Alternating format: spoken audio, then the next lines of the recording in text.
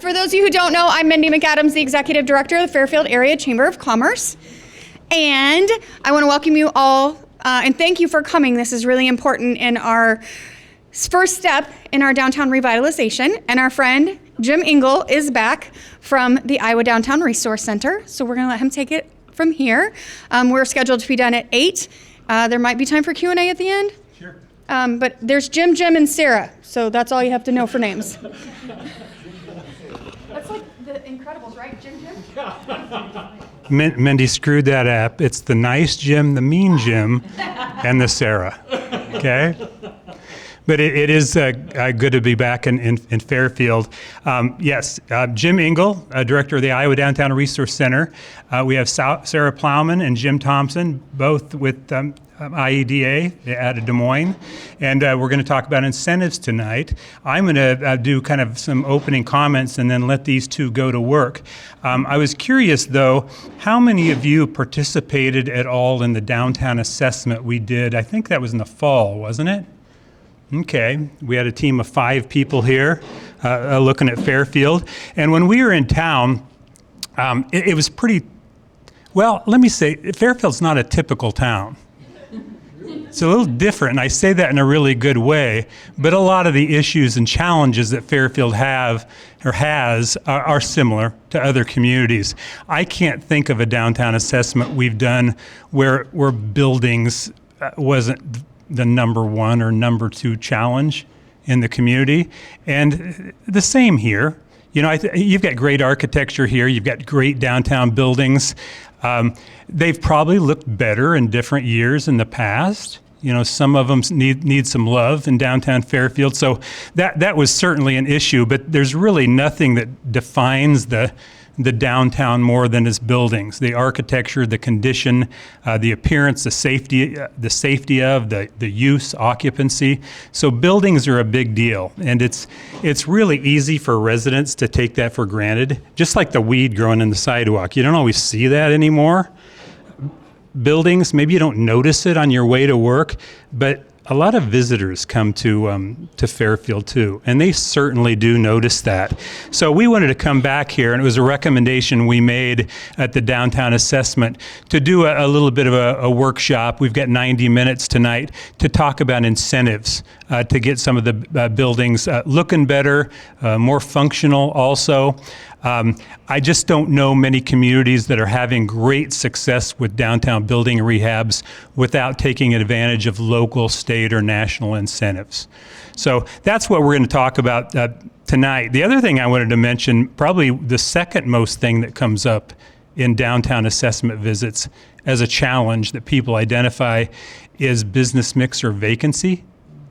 And almost always that relates back to the condition of the buildings. In so many of the towns, you can't look at a building and say, wow, that needs to be a shoe store. It's hard to see the possibilities if you don't have spaces that are move-in ready. So you're kind of attacking 2 problems there by looking at the buildings. These aren't always easy. You know, some of them are paint projects and awnings. They're not usually that easy, and we're not gonna joke around about that. Some of these projects are just really hard. You really have to consider why a building owner would make improvements if it doesn't make financial sense to them. So that's really important, and I don't think we would expect that. Jim and I have this conversation all the time, but oftentimes we hear about cities that hire an engineer, you know, to talk about a demolition of a building, and they always come back and say, well, it's not financially feasible to rehab this building. I have no idea what the hell that means. I just don't. How would they know the financial position of a property owner and if it's feasible to rehab a building or not? Now, I understand small town Iowa, the revenue potential of rehabbing a building and putting a business in a building might be difficult, but you also have to consider the value that building in its current state, not demolished, means to the downtown area and to the neighboring buildings. When you start to have missing teeth in your downtown area, it really affects your community and your downtown. So there are a lot of things to consider there. But you wouldn't believe the number of projects that we've seen that perhaps didn't initially look like they made sense, but were done because the city was committed to the downtown. And we're hoping that's the case here in Fairfield too. All this being said, we rarely see success, as I said before, without the utilization of incentives. We have seen some pretty small communities do very impressive projects around the state. Jim, we've got a community, 40 people that took advantage of one of our grant programs to do a building rehab? Yep. If they do one, they're half done. I think they've got 2 buildings. Now, that's a catalyst program. I'm not sure how catalytic that can be, but if we get the second one done, it was really catalytic. So there are small towns taking advantage of our funding. We don't like to go out, I'm going to just say it this way, I don't think we go out and market these programs, because at the end of the day, I'm going to go home and not care if your community took advantage of our grant program or not.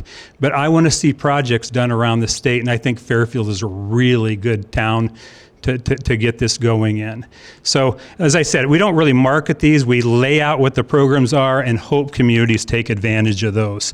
But we want to help you one building at a time. So tonight we're going to take a look at some of those incentives. I'm going to introduce Jim Thompson first. Jim travels the state, works with cities, works with downtowns. He manages a program called the Catalyst Program, which you'll learn about tonight, if you don't know about that one already. But we need some Catalyst projects here in Fairfield.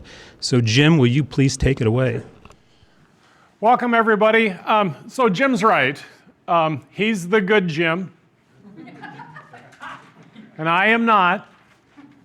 So here's my disclaimer for you. It's never my intention to offend you, but I might. Okay? Now, please understand, I do this every day. My wife teases me. I get up and she says, "Where are you going today?" And I says, "I don't know. I got to look at my schedule." I'm somewhere every day. Okay? Towns are calling and we can't keep up with the requests because they want to get better. And they're saying to us, "Tell us what to do. We want to be a better partner."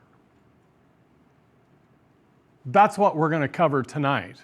So the first part, I want to show you a few projects that we've done that have really worked. There's like 3 or 4. Second part, we're going to talk about appropriate design.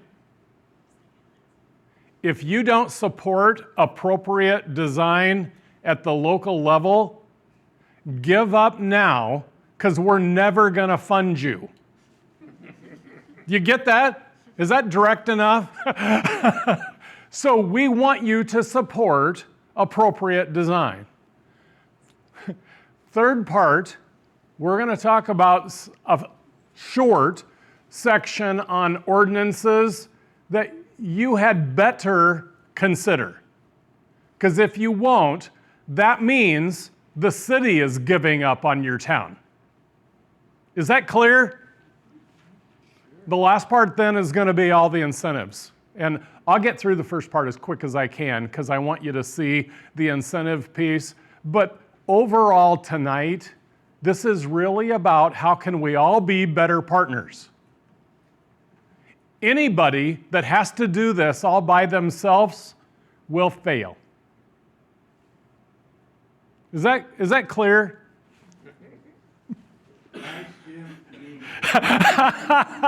So you guys, I have to tell you a few of the stories. So Jim and I travel together a lot, and we're in this town, and he usually goes first so that he can say he's the nice Jim and I'm not. And he gets up, and it freaks me out because he says, this is a true story, you guys. We did a walking tour with the city, and we get before them in an open session, and the nice Jim says, "You guys, if you guys are okay with this, maybe we are too." And then he turns it over to me, and I said, I guess I have to be the nice Jim today. But that's what we see. Towns are giving up on themselves. And when we see that, our boss, Debbie Durham, regularly says, they don't deserve Jimmy T's help. If they're not going to meet us halfway, you don't deserve Jimmy T's help. We know how to help you, and we'll show you how it's worked in other communities, but then we leave, and it's really up to you. It's kind of like Jim says, we go home, and do we want you to get better? We absolutely do. And I love seeing some of the success that we've seen across the state, but ultimately, it depends on you. So here we go. Here's some projects that we've worked on. This is in Dyersville, this old pajama factory. Those of you that are my age might know Doris Day. She was in a movie called Pajama Game. It was based on this building, and it was a Broadway musical also called 7.5 Cents. Look it up. It was all about the workers there, mostly women, that went on strike so they could get a raise of 7.5 cents. Okay, it was a whole. You gotta watch the movie. But it was cool when we walked into this building. It was like a step back in time. All the workstations were all still there, and cords hanging out of the ceiling, and it was like you could physically see the marks on the floor where they stood sewing pajamas. And it was like, we've got to figure out how to fix this. We've got to figure out how to rehab it. And a young couple came to us and said, we're thinking about doing a brewery. And this was a catalyst project. We really love historic preservation, but we really support appropriate rehab. So this is a great one to be able to see. So look how they inappropriately closed in the windows, okay? And we just brought it back to life, is what we did. It was a great project. Has anybody been to Dyersville, to Textile Brewing? But this is a very cool project, and we're excited to be able to work with them on. They really tried to do their best of bringing back the history and pay a lot of credit to where they came from. This is a project in a very small town in southwest Iowa. Now listen to what I'm going to say. It is never the building's fault. They screwed this up because the city allowed it and the property owner did it. Now, why did this happen like this? They went to local contractors because they thought that was the right thing to do, that only knew how to work on residential property. They used residential materials on a commercial building in downtown. Inappropriate rehab, and just imagine what this was like to the street face. Please go to Stanton. They now have 12 new businesses in a 3-block area of a town less than 700. That's why we call this a catalyst grant. We really want it to inspire the next building. If we choose the wrong one, it won't catalyze that next building. And we could be part of your problem, okay? So we work really hard at trying to make sure that we're picking the right buildings. Upper story housing is a huge deal, and I want to tell you a quick thing about this one. I'm friends with all these people because I grew up in that area. I talk way too fast for southwest Iowa. But so I'm there, and they said, Jimmy T, do you really think we could get $450 a month rent for a 2-bedroom apartment? Our attorneys hate it when I say this, but I say regularly, Be really careful because renters can look like what you charge. Now, I support housing for all. Don't misunderstand. But nationally, 1 in 4 that qualify for housing assistance even see it. 1 in 4, 25%. That's our problem, okay, as a country. But I said, no, if you do that, you're devaluing your own property. So they said, you really think $650? I said, it's not enough. So in this very small town, 8 miles from the county seat, they agreed to do $850, had a waiting list to get people to move in. Okay? Guess what? This building cash flows. It must be about return on investment. It has to be. And I don't care if it's County Board of Supervisors, City Council, or a property owner. It's got to be about return on investment. We've got to figure out how to spend money on things that give us a return. So when they do this, now, guess what? This building was huge. There's 2 apartments, spaces behind this one. The banker came to the property owner and said, if you want to do the next one, I'll give you the money. We gave you a grant, and then the bank said, let us help you with the next one. Because they figured out in a very small town how to get a return on investment. So now I just walked through the second one when I was there, and now they're working on the third. This is what I call the ugliest building in Iowa. This was, again, not the building's fault. In Atkins, Iowa, the city council allowed them, again, to do residential materials on the storefront. And then they said, we don't care who lives there. So they allowed storefront residential. If there's a dirty word in our book, it's storefront residential. When you allow someone to live in the storefront side of a building, it's likely to never transition back to business. So we've got to make sure there's an ordinance that says don't do this and then enforce it. The reason they knew there was a problem was when police came,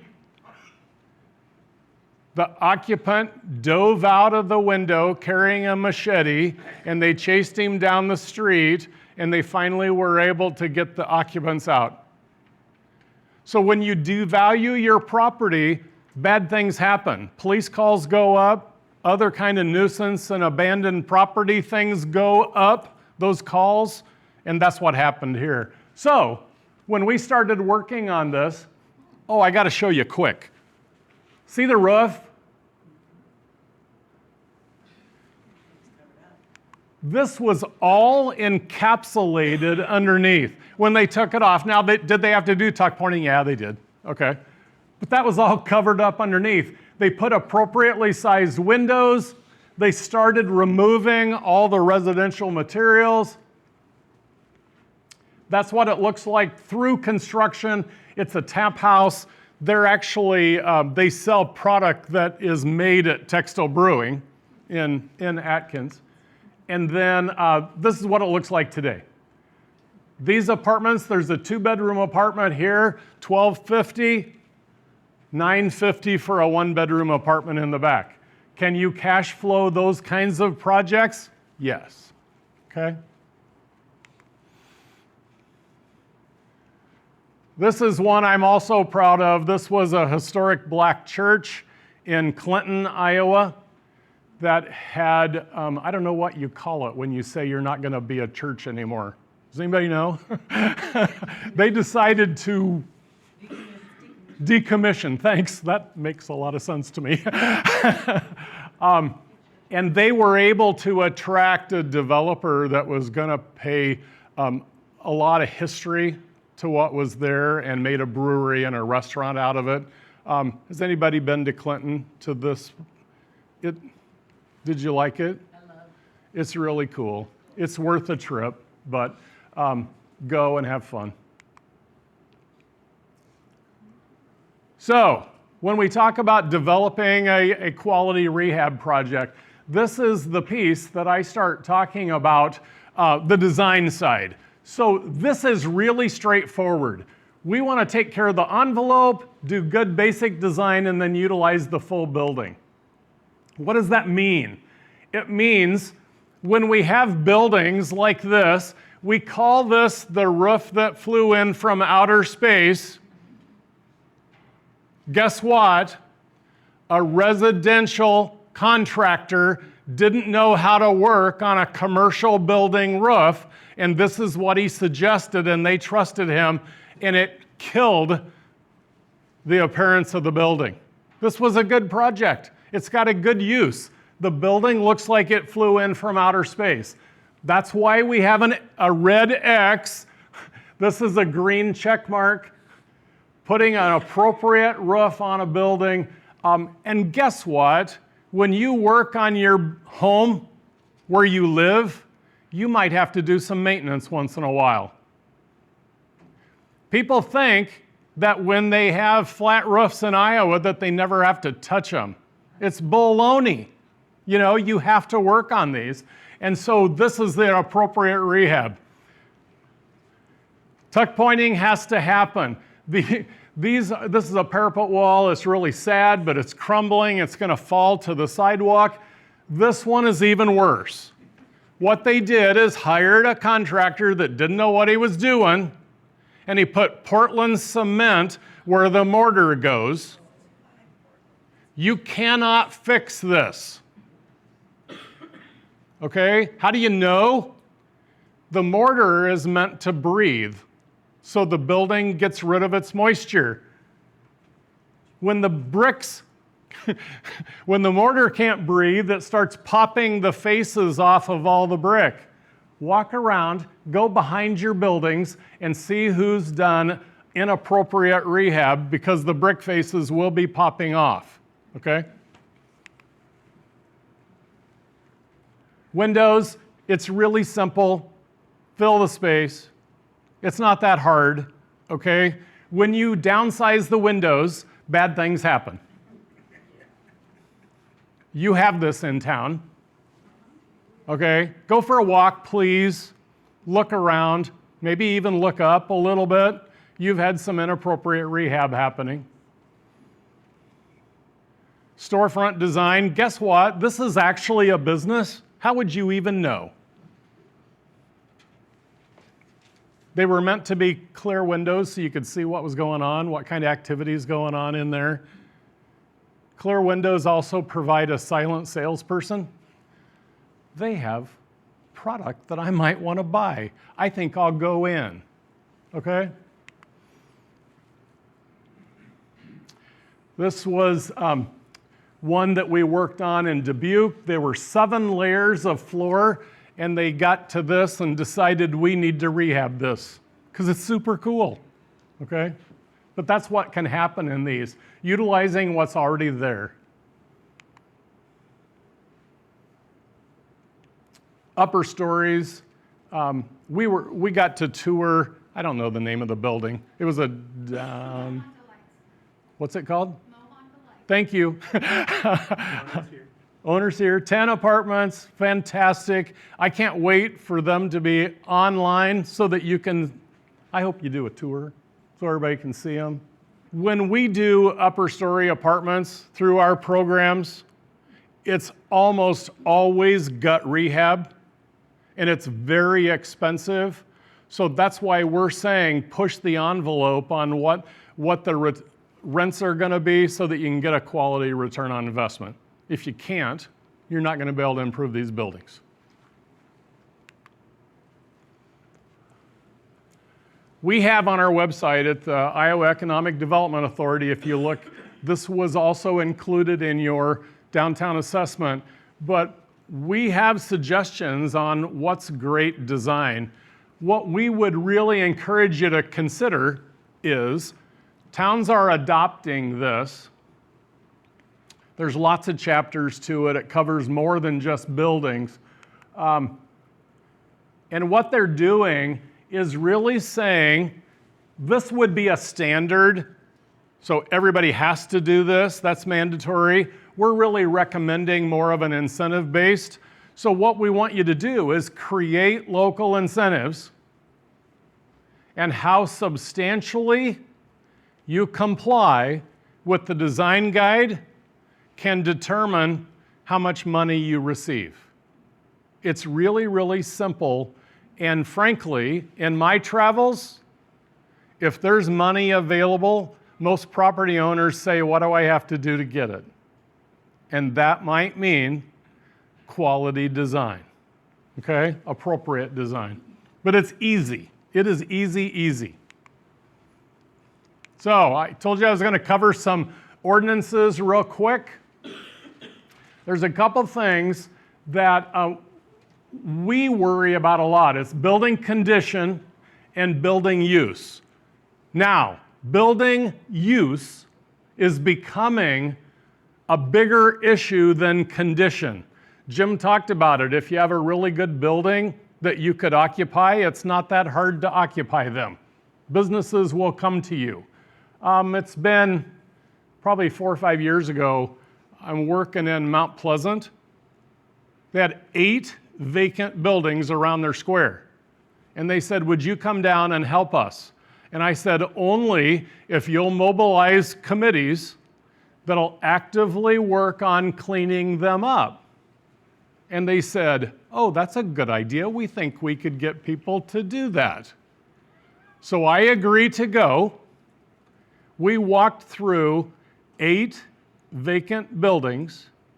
Committees then divided up and said, we'll wash the windows, we'll vacuum the carpets, we'll dump the trash. And then the last group said, how about if we work on appropriate window displays so that they don't detract from our street face appearance? In 2 weeks, 4 of those vacant units were occupied. In 6 weeks, the other 4 were occupied. People are looking for quality space. If you don't have it, or, and I think I saw this here, you hide vacancies here pretty well. And I worry about that. Because it's like we want businesses to go in there and be able to expand. And so building use is a big deal. Well, let me talk about these. Minimum maintenance ordinance, I think you guys have. So that's cool. So that's an area that we're not going to have to worry about so much, other that's got to be enforced. Okay? This is the nuisance chapter 657. When parapet walls fall on the sidewalk, somebody pays, usually. Okay? If it falls on the roof, that's okay for the city. If it falls on the sidewalk, who has the biggest checkbook? Cities will get named, is what I'm telling you. So this has to be addressed. And then the last one, a little bit more serious, is 657A. The code allows, when you're behind on taxes, that they can petition to take control of a property. Now here's the thing.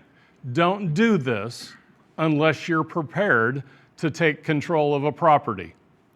I'm working in Corning, Iowa, and they call me and they say, we're going to go before the judge and petition for 657A. We have an absentee owner from California, okay?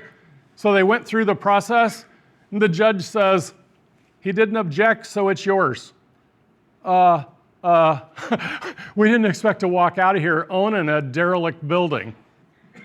So then that was when I'm helping the city try to figure out how can we accumulate some grant dollars so that we can get it fixed up. We've done that now, okay? Usually when you do this, it's either through a municipal infraction or a special assessment. Either way works. I kind of like special assessment because then it's tied to the property when it's sold, but you addressed the issue. So you charge them for the issues that you worked on, okay? So one thing that I want you to think about here is a vacant building registry. So this is tied to the use of property. When a building is vacant, no public hours, that's very important, no public hours, bad things happen to those properties. So what's happening across to Iowa is people are buying up downtown properties, not always on the square, but maybe a block or two off, but they're buying up properties and using them for inappropriate uses. Storefront, residential, storage. Have you ever seen that hoarders show? They're alive and well in a lot of downtown buildings, okay? I've been in buildings that I can't walk through because there's so much stuff in there, okay? And so when we do that in Shenandoah, they created a vacant building registry and said, when it's vacant, it's a voluntary registration, you pay us $50 and we'll register your building on this vacant building registry. If it's still vacant 6 months from now, you pay the $50 again. Now listen, but we're going to walk through with a building code official and a fire safety official. Now in my work, when they go through these places, they tend to find stuff that's wrong. Have you ever heard of a fire in a downtown building? When they touch other buildings, when they catch on fire, you might lose half a block. So I love personal property rights. I love to support that. It cannot be your right as a derelict property owner to hurt the value of the buildings you touch. It can't be. And that's what's happening today. So county assessors ask them, I do, they'll say, here's the value of your building, but because you're touching one that's not in great shape, we apply an obsolescence factor to your assessment, and your building's not worth as much because you touch a bad building. Ask them, okay? That's not fair. It hurts the school usually the most because they're the highest portion of the tax levy, and then the city, and then the county. Because that's how we get our money. So by us allowing them to do inappropriate things, we hurt our own revenue. But, last slide on this, don't pass an ordinance that you're not going to enforce. That is happening in towns, and it's the biggest joke I've ever heard. Why go through the process to pass it if you're not going to enforce it? Storage is terrible to downtowns. So going back to Shenandoah's example, they had buildings so cheap there that people were buying them for storage, and then they said, so after a year, I forgot this part, sorry. After a year that it's not sold and it's inappropriate use, it goes to $500. You know what they said? That's still pretty cheap storage. So we'll pay the $500. So now they're talking about adding another zero to that. Is $5,000 enough to get somebody serious? Because maybe they're the wrong property owners. You see? Maybe we got to find somebody else that's the right property owner that will partner and reinvest. Normal matches for grants that come from cities are through tax increment financing, that's urban renewal, or consolidated abatement, that's urban revitalization. So they're both very, very similar in nature, but they really happen differently. When you use TIF, the city council has to vote on writing a check. It's usually an annual rebate today, but writing a check after a property owner fixes up their building, and then you reimburse them after they pay their property tax. If they don't pay their property tax, you don't owe them a dime, okay? Even if you have an agreement, you don't owe them a dime. Urban revitalization works similarly, except it's on abating the improved value and saying you don't owe anything for a period of years, not writing a check. Most city councils today, probably the last at least 2 years, have preferred to use the abatement side. Now, the last legislative session, the school levy is preserved and that has to be paid. That's cool, that's the law, okay? But we can abate everything else. In a period of years, I've been doing this a long, long time, and if you do an abatement for 5 or 10 years, guess what? Blink of an eye. Eventually it's going to go on full boat and everybody will enjoy the increase in valuation. What's it going to take for us to partner with a property owner to say, we're going to do that, and all of this happens locally, okay? We count that as dollar for dollar match at the state, even though you're not expected to pay it. We give you full credit for that. The next one is hotel motel tax is a regular use in downtown incentives now. So 50% of your hotel motel tax must be used for tourism.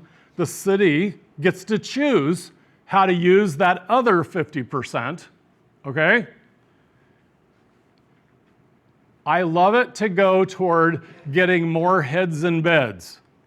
But if your town is a town that visitors come to, that's also a way for you to document that if our downtown buildings look better and have great businesses in them, maybe we'll get more visitors, okay? So that's, and then the last one, I didn't look. What's your referendum for local option sales tax? Is it any lawful purpose? It's not, you have specific rules? 50% streets. That's not common today. What's common is any lawful purpose, okay? And so as that comes up for renewal, I'll be shocked if somebody doesn't say, why don't we make it any lawful purpose, okay? But you have the option of the other 50%, is that right? It's 50, 25, 25. Do you remember what the 25, 25, betterment, 25. is it like, I'm blanking out.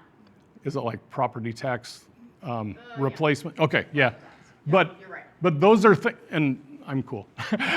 But those are things that you can consider. And then the last one I want to talk about is cities regularly are saying, what can we do to partner with a property owner? Are there ways that we can encourage in-kind donations?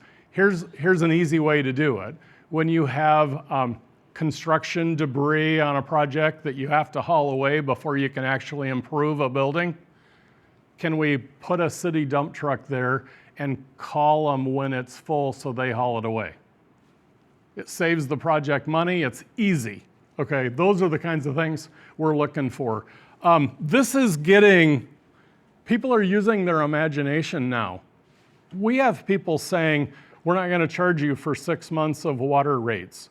When they have municipal utilities, they're not going to charge them for 6 months of utilities. They're doing lots of things that I didn't necessarily expect, but I love it when they're using their creative minds on how to partner. So you created funds. So that's the source of funds. So now we're talking about how are we going to use these locally? Most commonly, now again, adopting the design guidelines, so it's appropriate rehab. Can we support facade grants here? Now, here's one of the things that's a real challenge. Some of these facades are huge and take sometimes hundreds of thousands of dollars to improve appropriately. When that's hard to do, we've said, how about mini facade grants? or component grants. This year, we're only going to cover windows. This year, we're only going to cover awnings, or we're only going to cover paint. You can do those things and do it in smaller bites, and it really can show. And what I love is when first come, first serve, the money starts going out. And what you want to do, have a conversation with your property owners. What are your biggest needs? Wouldn't that be a nice thing to really sit down and have a conversation about what would you do to improve your building if we could help you? Other things, building improvements inside and out, business improvements like recruitment and retention. There are other things to do. I told you, I guess I already warned you that I might offend you. You have a huge problem visually with your business signage around the square. And it has to be addressed. You guys, sorry, but you should be embarrassed. This has to be worked on. The second thing, I always get weird about this stuff, you guys, because I'm thinking everybody's going to throw things at me. Sidewalks around a square, come on. You guys bring visitors in. Why are they looking like they are? This is like me talking to the DOT, and the project, my pet project, is in the 6th year of a 5-year plan. Do you get that? You guys have to address this. Is it next year? I don't know, but get it on a schedule. You've got to fix these things up. Weeds in the sidewalks? Come on.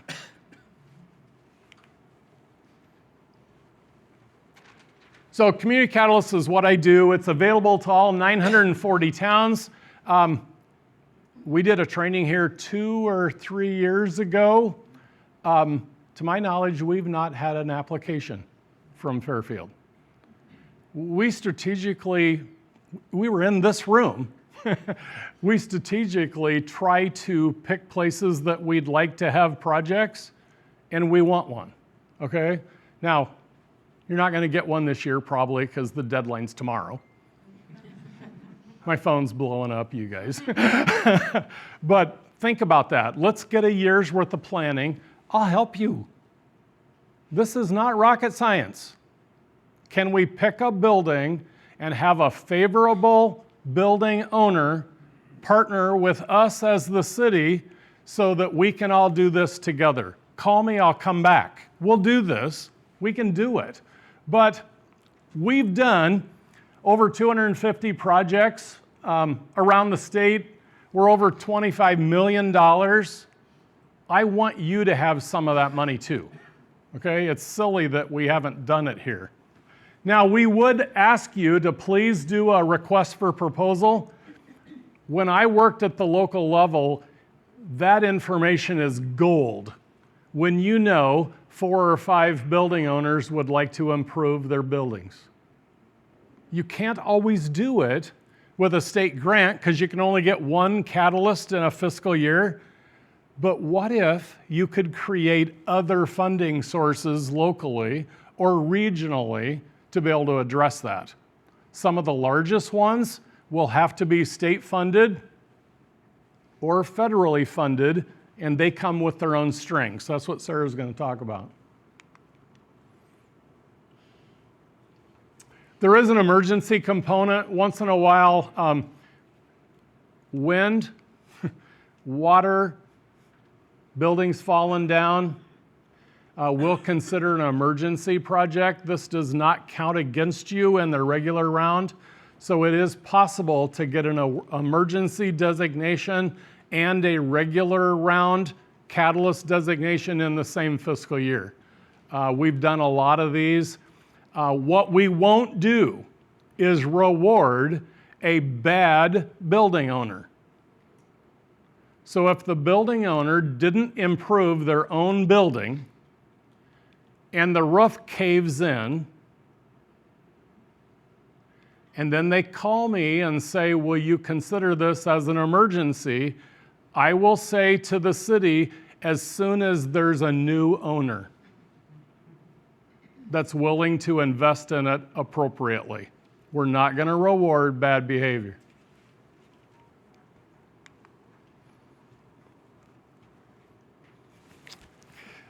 Sarah's our rock star. She gets to talk about block grant. Oh, you can. Yes, thank you. Hello, everybody. It's nice to see you all here. So yes, I also am an IEDA up in Des Moines, and the team that I'm a part of administers the federal CDBG Community Development Block Grants. So CDBG is a HUD program, Department of Housing and Urban Development. The state gets an allocation of funding every year, and then we have different programs, different types of ways that we allocate those funds through different applications at different times to get distributed all across the state. So the goal of the Community Development Block Grant is to develop viable communities by providing decent housing, sustainable living environments, expanding economic opportunities, principally for persons of low and moderate income. So we have a water sewer program, we have a downtown revitalization facade program. In the past, we've had upper story housing. We're going through a 5-year consolidated planning process right now for CDBG. So we are looking at what are going to be our priorities across the state for the next 5 years.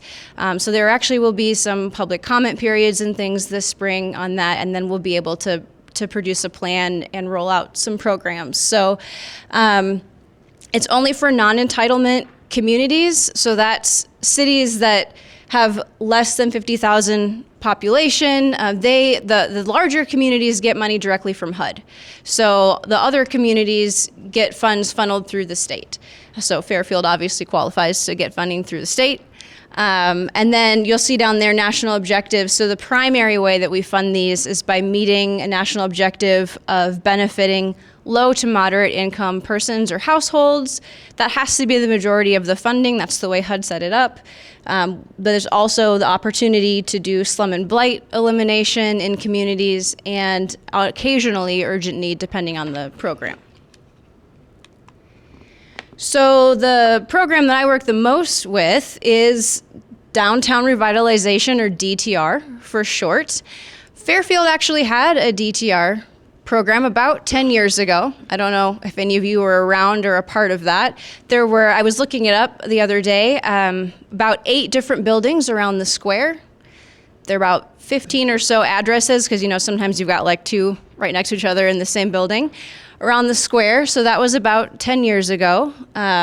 We would love for you to apply for another one, though. So annually, there's roughly about $3.6 million available statewide. Our maximum award is $650,000 per community, per city. So that comes out to about 5 or 6 projects per year.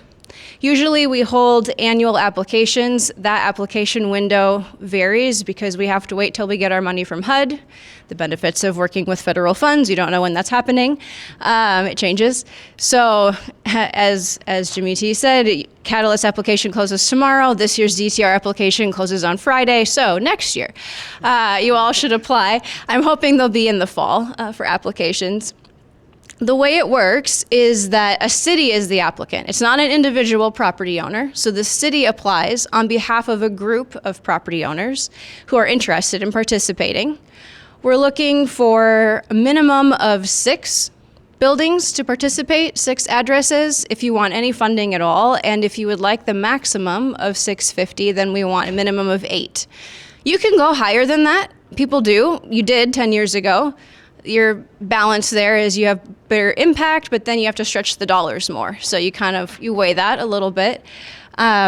These projects also cost, like the total project cost is almost twice the award. So it winds up being close to a 50-50 split between what CDBG will fund and what other local funding kicks in.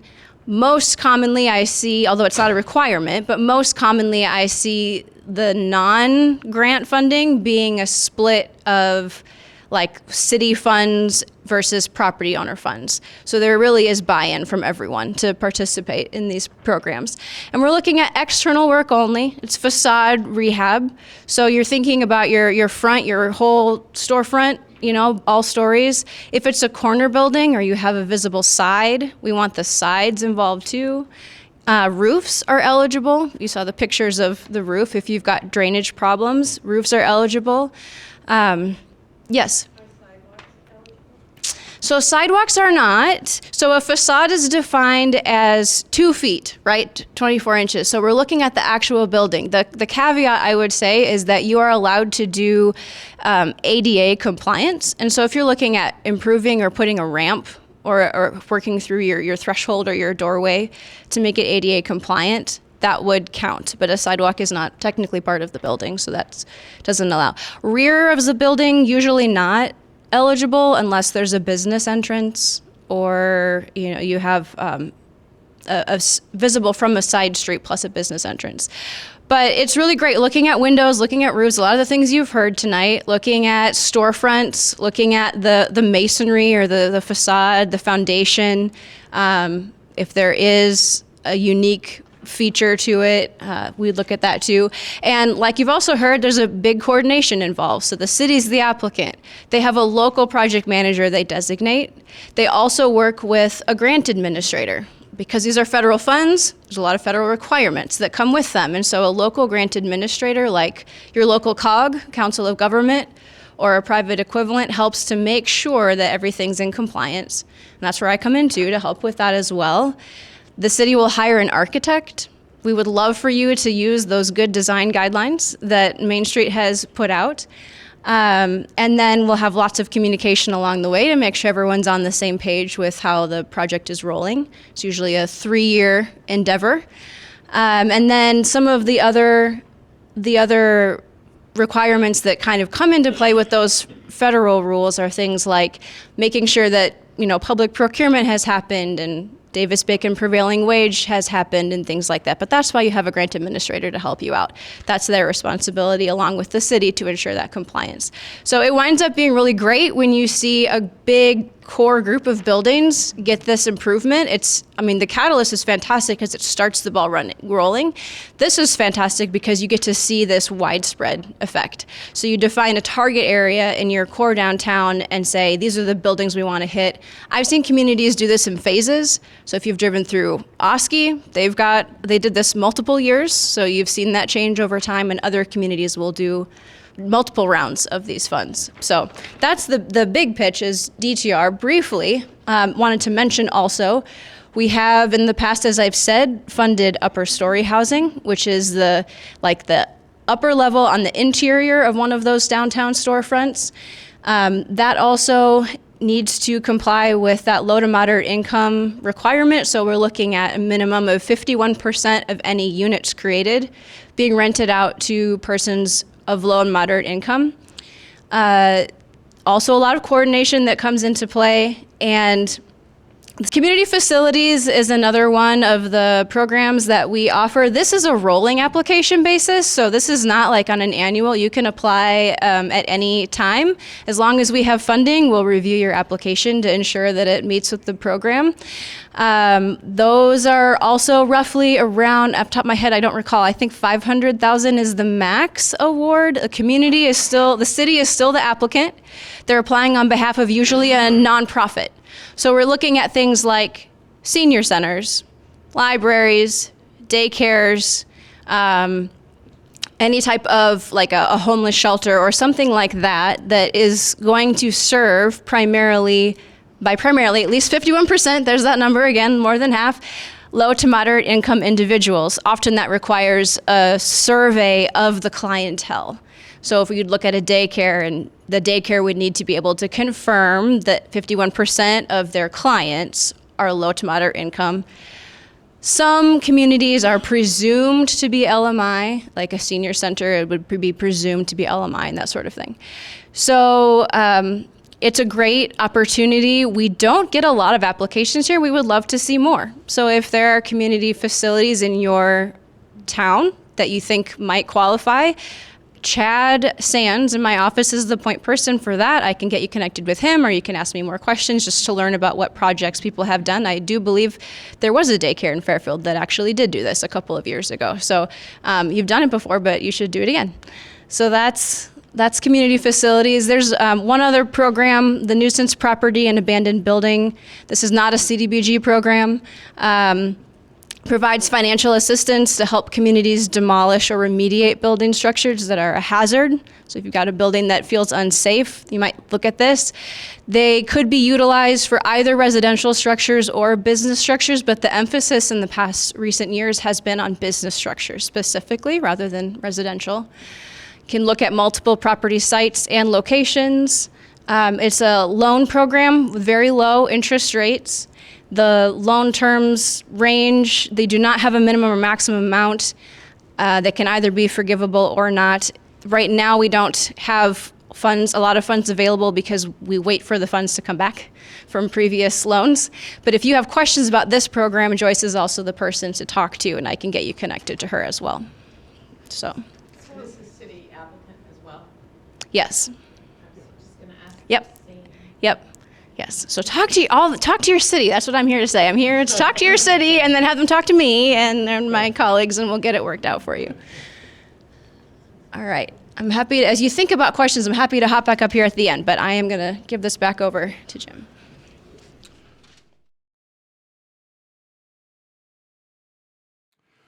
So we have a newer program at Iowa Economic Development Authority and Iowa Finance Authority. So Debbie Durham came to us, she came to me actually, and sat down in my office chair and said, I'm really frustrated that housing is an issue in every Iowa town I visit. And it is. It's an issue in every town we visit. And yet, the two major programs that we fund through Economic Development Authority and IFA are low-income housing tax credits and workforce housing tax credits that communities generally can't apply for, only developers.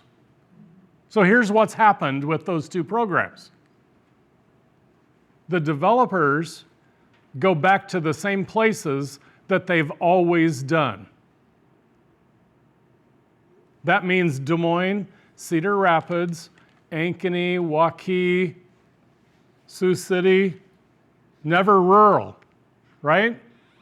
So she created this program that if a community is serious about helping grow housing in their community and will partner to make that happen through it's a very complicated process and it's a heavy lift, but you can apply to get a thriving community designation, and you get bonus points that developers will fight for to receive a project here. What's cool about this is Charles City in Northeast Iowa applied for this program last year. The year prior, they got really, really frustrated because they wanted to do housing, they'd created incentive programs, they were only able to attract one developer to town. My phone rang and they said, Jimmy T, we're frustrated because the only developer that will come and talk to us makes us feel like he's a snake oil salesman. The year after they got the designation, they had 4 developers vying for their bonus points, and the one from the prior year didn't even try because of the stiff competition. So now we're excited that we're going to have an application come from Charles City because they were a thriving community, designated community. These are the 6 areas that will be scored, but frankly, if you're working on partnerships in your town, if you're serious about developing housing in your community, and if you're willing to put the legwork in to go talk to your largest employers and find out what their needs are, we want you. Just so you know, that's all happening, and we plan to apply. Thank you. Thank you. So I'm excited about that. You know why? I do this, I told you, 940 towns. I'm all over the state.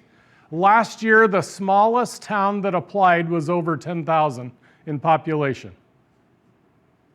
No rural towns applied even. Now I know you're 11 something. We're right under 10. Oh, are you under? I thought it said 11. I'm sorry. But we want you, and if you need help, I will help you. I'm not going to write it for you, but I'm going to score it. Okay? Here's what happens when you do an application. It's a heavy lift. I'm not kidding. Okay? A lot of detail goes into this.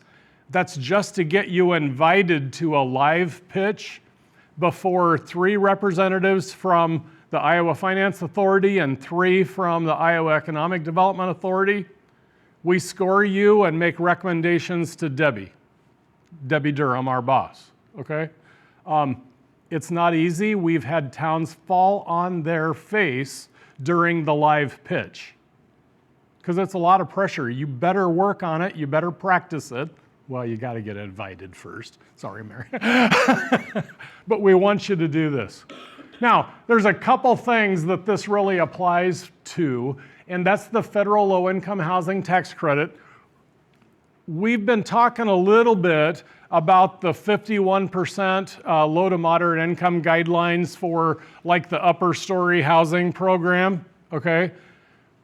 Low-income housing tax credits, we are encouraging housing for all, okay? We want anybody that works here to be able to live here.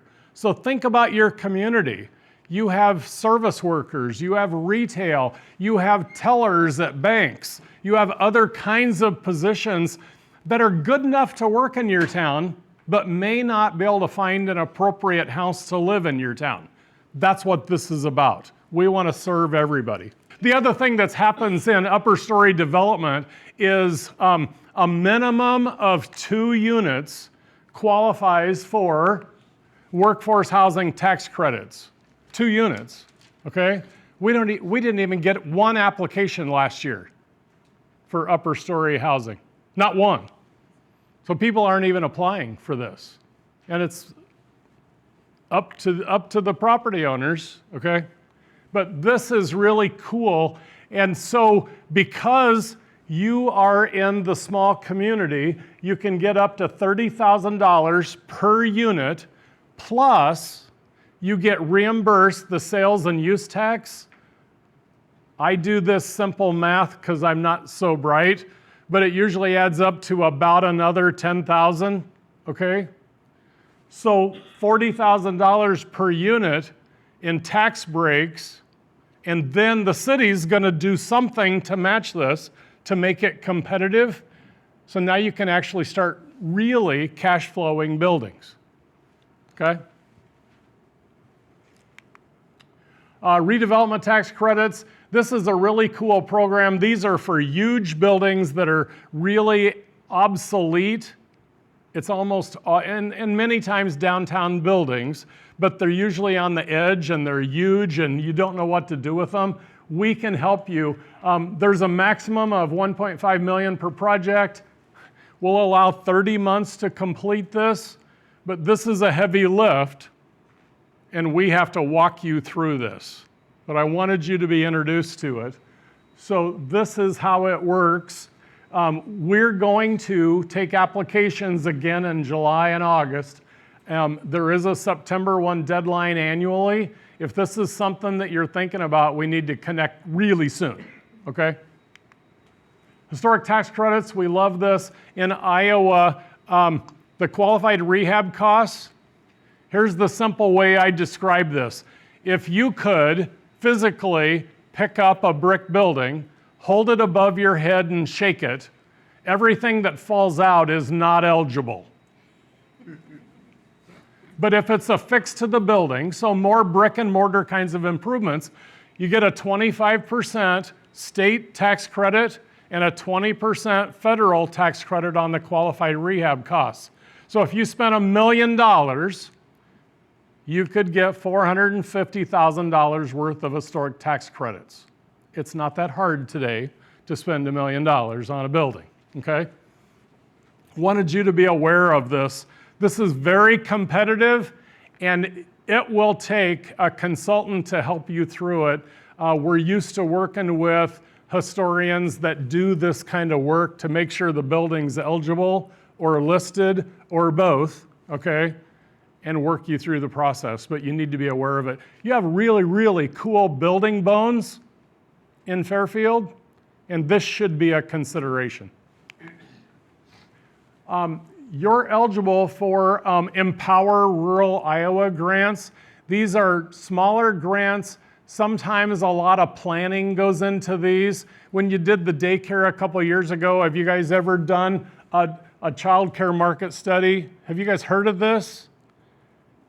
So this gives you, if you put up $5,000 for a rural housing assessment or for a daycare market study, we'll give you a grant of $20,000 to put towards your project. These are things that need to be high on your radar screen, and please participate in rural activities in Iowa. Because you're one of the largest rural communities in Iowa, you have a whole lot more bandwidth to pull off really cool projects because you have more staff than sometimes one city clerk. You get it? This needs to be high on your list. We do have a state revolving fund program. I love it. It's through IFA. Here's the number that and so we're doing a lot of water or wastewater kinds of things. Here's the number that just totally blows me away. We've done over $4 billion in assistance. Has Fairfield applied for state revolving fund? Thank you. So you guys get it. You probably know more about this, but I send a lot of referrals to the program. This is one that's very, very simple and gets overlooked. Is anybody a tax preparer in the room? Thank you. I hope you're doing this. Thank you. I've spoke to 300 tax preparers and no one raises their hand. They don't know about this. But if you have a business and you're doing any kind of accessibility improvements that Sarah was talking about with ramps or door openers or grab bars, elevated toilets, or roll under sinks, okay? When you spend up to $10,000, you get a $5,000 credit. I did not say deduction, I said credit. This is the simplest grant that any business could apply for, and as soon as you file your taxes, you can start accumulating those expenses for next calendar year's taxes. So what I say is when you work in a large restaurant, and there's 3 women's restroom, 3 male, always do the women's first. But if you spend $10,000 in October, April, when you file your taxes, you can get a $5,000 credit, then do the men's in March, and then the following April, you can apply for that tax credit, right? And you can deduct the initial cost. So it's even bigger than just the credit, okay? But please consider that. This is the easiest grant any business could ever apply for. Now, here's the last part, and I'll buzz through this because I wanted you to see some of the things that were really cool. This is what we call in our office lipstick on a pig, because they did Sarah's program, the Downtown Revitalization Fund, first, and did a great facade. What was behind that? Ugly, ugly, ugly. So we were able to, and it was really, really cool, the federal strings were done when they closed it out. We followed it with a catalyst grant that was able to occupy a business then in the first floor and add an apartment upstairs. So we're really happy to partner on these when they work. A financial services went in the front, a hair salon went in the back. This was the upstairs. We did not fall through the ceiling, but I've had people right next to me that did. That's what it looks like now. What was really cool in this town, They were building a lot of homes, and their houses, this happens once in a while, they'd list their house and it would sell, and then the family had nowhere to go. So they'd do a long-term lease with this space while the contractor was building their house. And then as soon as they build it, somebody else would sell their house and move into this space. It's been full for 4 years. People just building houses. This is something that everybody ought to consider in their town. This was Casey. There was a fire. We lost a whole building. That means an interior wall is now an exterior wall. That's terrible for construction, but we got to fix it appropriately so it doesn't leak. What was cool about this? So, couple things. They left the I-beam. Structural integrity of both buildings. That's what's cool about downtown. A building holds up the neighbors. They're used to leaning on each other, okay? By leaving that I-beam, they went to their local welder and said, could you help us with something up there? And I'm no artist. Isn't he a cool artist? That's what he did. He's getting jobs now to do this in other towns just because he says, yeah, I'll try to help my town.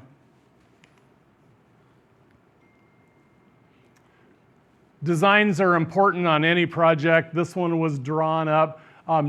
He knew what was there. This mansard roof, inappropriate rehab. We had to figure out how to get rid of it. He drew it up. This was in Williamsburg. That's a design that we were able to, look what they allowed this building to look like. Aren't you proud of that we were able to catalyze? Jim they're working on their 4th. Yeah. I'm so excited for Williamsburg because they get it.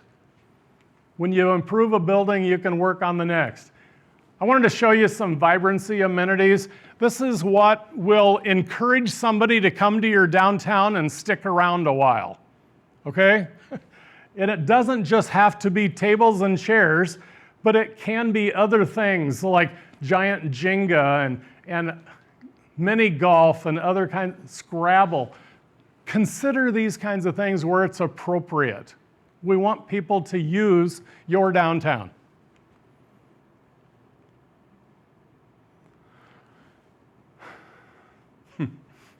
So I want you to know this is what we see in a lot of the towns we visit.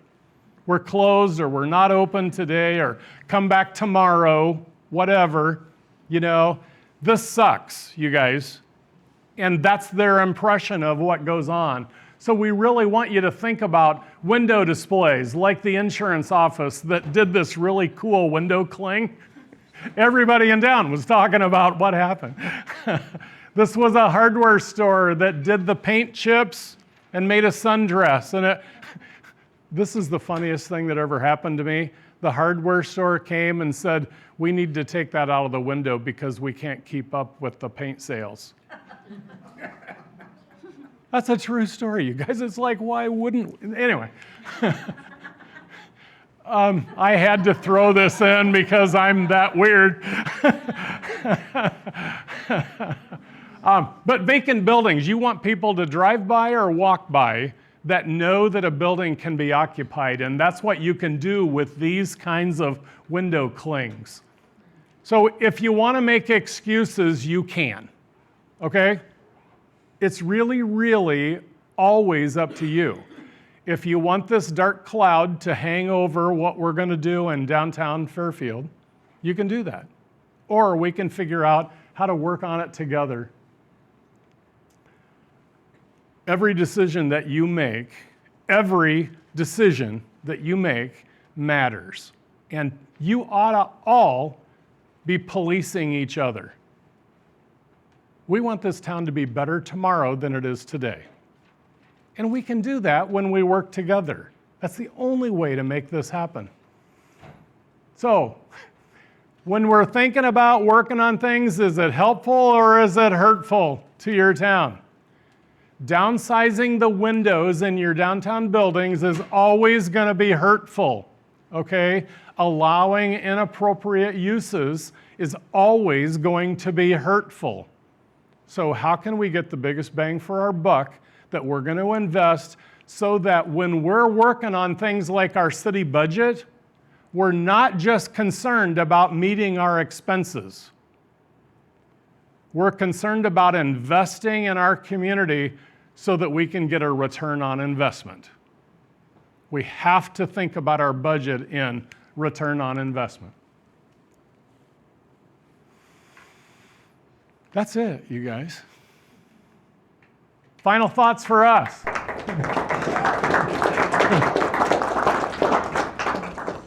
All right, so this video will be linked on the Chamber website. The slides will be on the Chamber website in the morning.